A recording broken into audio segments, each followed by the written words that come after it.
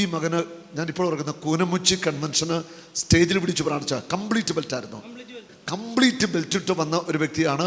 Shirt ഉരിപ്പിച്ചിട്ട് belt ഊരി പ്രാർത്ഥിച്ചാണ് അന്ന് heal ചെയ്ത. പേരും സ്ഥലവും ഒക്കെ ഒന്ന് പറഞ്ഞേ.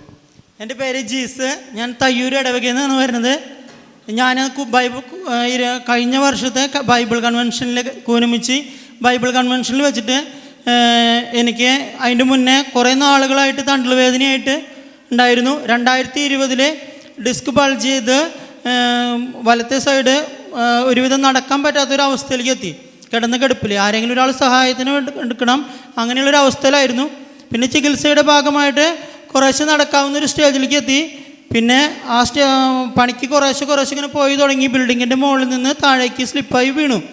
ആ വീണ സമയത്ത് നെഞ്ഞടിച്ചാണ് വീണത്. എല്ല് പൊട്ടി, പെരടിയിൽ നട്ടെല്ല് പൊട്ടി. നിലവിൽ ഡിസ്ക് ബൾജ് ചെയ്തിട്ടുള്ള പ്രശ്നങ്ങളുണ്ടായിരുന്നു. അതിനിടയിൽ കാലിൻ്റെ മുകളിലേക്ക് വണ്ടി വീണിട്ട് മുട്ടിൽ ലിഗ്മെൻറ്റ് പൊട്ടി, ഇടത്തെ കാലിൻ്റെ ലിഗ്മെൻറ്റ് പൊട്ടി. വലത്തെ സൈഡ് തീരെ കംപ്ലൈൻ്റ് ആയിട്ട് നിൽക്കുന്ന സമയത്താണ് ഈ ഇടത്തെ കാലും കൂടി പൊട്ടണത്. കിടന്ന് കിടപ്പിൽ കിടക്കുന്നൊരവസ്ഥ. മുകളിൽ നിന്ന് വീണിട്ട് ശ്വാസകോശത്തിന് ശ്വാസം വലിച്ചെടുക്കാൻ പറ്റാത്തൊരവസ്ഥയിലായിരുന്നു. അങ്ങനെ ഓക്സിജൻ വെച്ച് കിടക്കുന്ന അമലയിൽ ഒരു 1.5 ആഴ്ചയോളം ഓക്സിജൻ വെച്ച് കിടന്നു. ഒരു 1.5 മാസത്തോളം വീട്ടിൽ കിടന്നു. എന്നിട്ട് സെപ്റ്റംബർ മാസത്തിലാണ് അപകടം പറ്റിയത്.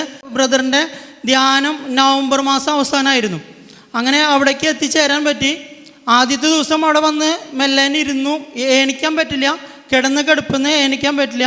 അങ്ങനെ രണ്ടാമത്തെ ദിവസം സാബർ ബ്രദർ കൈവച്ച് പ്രാർത്ഥിച്ചു. എല്ലാവരുടെയും മുന്നിലാണ് ഇരുന്നായിരുന്നത്. അവിടുന്ന് സാബർ ബ്രദർ വിളിച്ച് എല്ലാ ബെൽറ്റുകൾ കംപ്ലീറ്റ് ഊരിയിട്ട് അവിടെ വെച്ച് തന്നെ കംപ്ലീറ്റ് നടത്തി അവിടുന്ന് ഓടിച്ചിട്ടാണ് ബ്രദർ വിട്ട്. അതിനുശേഷം ഇതുവരെ പ്രശ്നങ്ങളൊന്നുമില്ല. നിലവിലൊക്കെ ഇങ്ങനെ പോയിക്കൊണ്ടിരിക്കുന്നുണ്ട്.